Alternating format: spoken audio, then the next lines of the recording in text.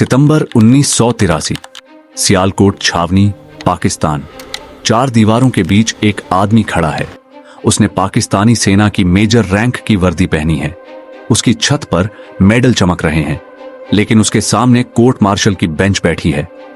कमरे में खामोशी इतनी गहरी है कि दीवार पर लगी घड़ी की आवाज किसी हथौड़े जैसी लग रही है। मिलिट्री जज अपनी फाइल से नजर उठाता है और उसकी आंखों में देखता है।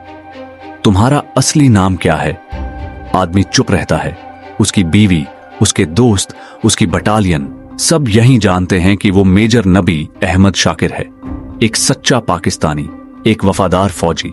लेकिन वो नबी अहमद नहीं है, वो एक हिंदुस्तानी जासूस है। उसका असली नाम रविंद्र कौशिक है और पिछले 8 साल से वो उनके ही सिस्टम के अंदर बैठकर उनके सबसे बड़े सैन्य रहस्य भारत भेज रहा था। आज उसकी कवर ब्लो हो चुकी थी, गेम ओवर था। लेकिन यहां तक एक 23 साल का लड़का कैसे पहुंचे? 1975, लखनऊ, भारत। राष्ट्रीय नाट्य महोत्सव चल रहा था।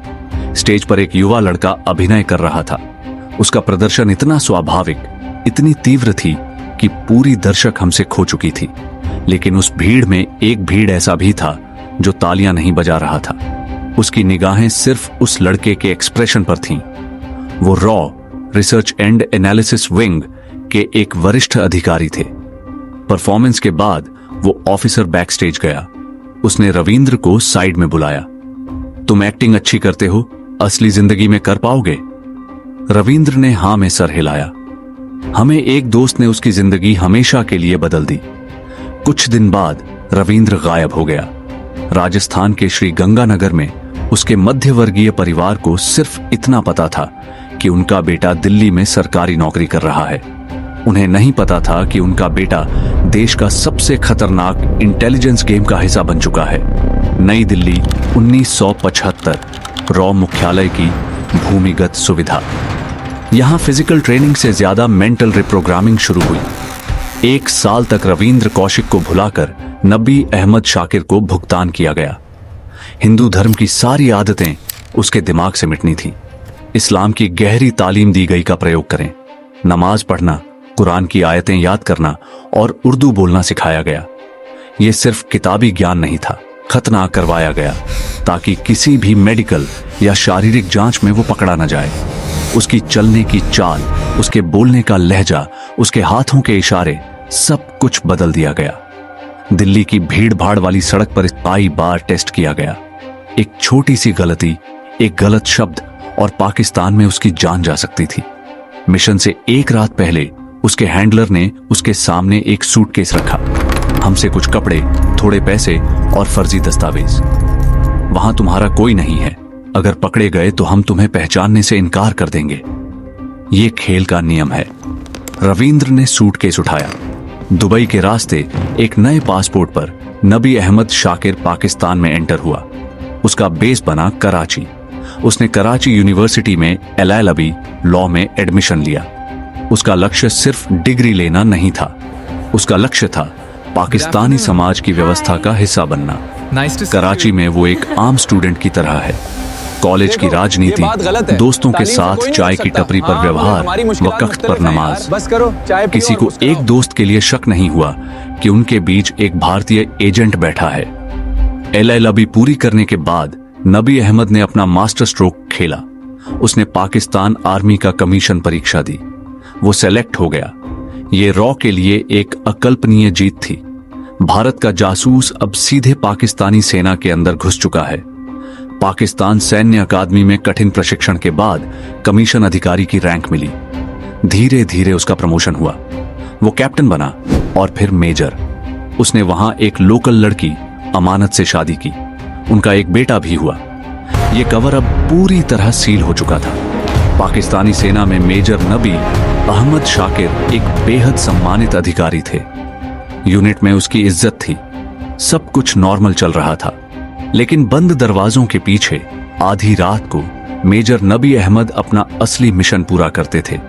पाकिस्तान आर्मी की टुकड़ियों की गुप्त हलचल, लाइन ऑफ कंट्रोल पर नए बंकरों की जगहें, राजस्थान बॉर्डर के लिए आर्टिलरी तैनात करने के प्लान, अंदरूनी अफसरों की मीटिंग की जानकारी, यह सब कोड और साइफर में बदलकर गुप्त रेडियो ट्रांसमीटर और गुप्त चैनलों के जरिए दिल्ली भेजा जाता था। इससे पहले कभी भी भारतीय इंटेलिजेंस को पाकिस्तान के अंदर से इतनी गहरी और सटीक जानकारी नहीं मिली थी।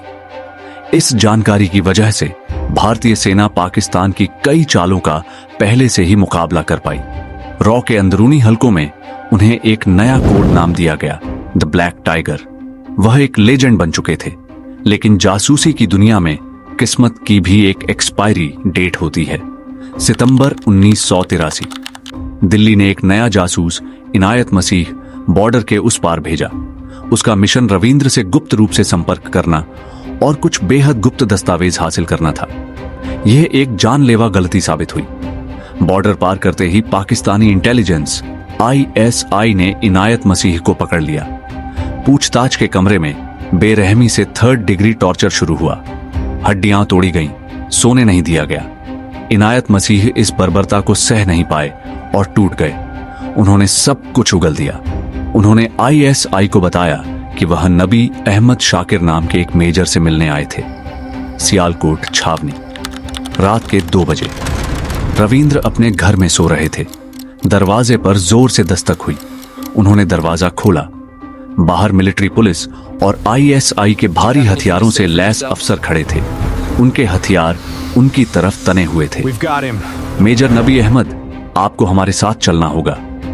उस पल उनकी आंखों में देखकर रविंद्र को एहसास हुआ कि सब खत्म हो गया है। उनकी पत्नी और बच्चा हैरान रह गए। उन्हें अंदाजा भी नहीं था कि उनके पति, उनके पिता असल में कौन थे। असली नर्क सियालकोट पूछताछ केंद्र में शुरू हुआ।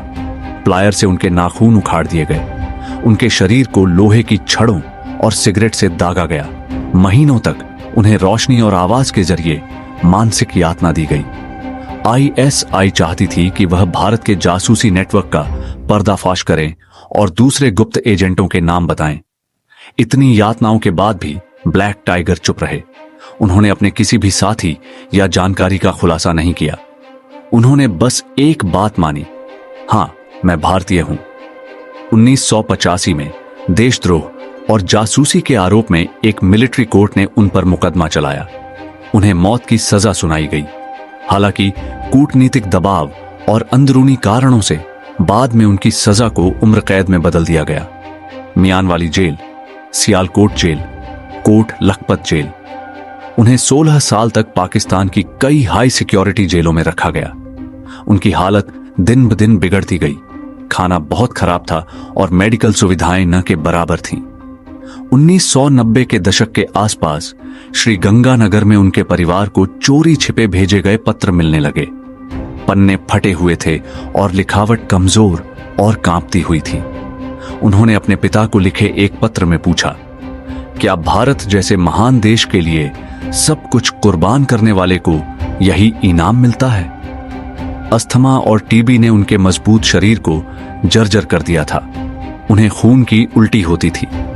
जिस देश के लिए उन्होंने अपना नाम, अपना धर्म और अपनी जिंदगी तक मिटा दी थी, उसी देश ने अंतर्राष्ट्रीय कानूनों के तहत उन्हें आधिकारिक तौर पर अपना मानने से इनकार कर दिया। एक अंडरकवर जासूस का अंजाम ऐसा ही होता है। नवंबर 2001, नई सेंट्रल जेल, मुल्तान। सर्दियों की कोहरे वाली रात थी। 49 साल का एक कैदी, जिसका वजन घटकर आधा से भी कम रह गया था, जेल के ठंडे कच्ची जमीन वाले फर्श पर सांस लेने के लिए तड़प रहा था। दिल की बीमारी और टीबी उनकी जान ले रहे थे। उस रात रविंद्र कौशिक ने आखिरी सांस ली। अकेलेपन और अंधेरे में उनकी मौत हुई। उनके पार्थिव शरीर को कभी वतन वापस नहीं लाया गया। उन्हें मुल्तान जेल के ठीक पीछे बिना किसी निशान वाली कब्र में दफना दिया गया। आज भी मुल्तान की उस मिट्टी के नीचे कौन सो रहा है, किसी आम इंसान को नहीं पता। रॉ की क्लासिफाइड फाइलों में आज भी उसका नाम सबसे एलीट एसेट्स में गिना जाता है। एक लड़का जो स्टेज पर एक्टिंग करता था, उसने जिंदगी के सबसे बड़े स्टेज पर अपना रोल इतनी अच्छी तरह निभाया कि उसकी कीमत उसे अपनी मौत से चुकानी पड़ी। ऐसी कुर्बानियां किताबों में नहीं पढ़ी जाती। ये सिर्फ एक इंटेलिजेंस फाइल्स में बंद रहती हैं, जो कभी डिक्लासिफाई नहीं होती। हम चैन से सौ पाते हैं क्योंकि बॉर्डर के उस पार अंधेरे में कोई ब्लैक टाइगर अपना सब कुछ खोने के लिए तैयार बैठा है। दोस्तों, अगर वीडियो पसंद आया तो एक लाइक जरूर करें, चैनल को सब्सक्राइब करें। हम ऐसे ही वीडियो हर हफ्ते लाते रहेंगे। तब तक के लिए जय हिंद।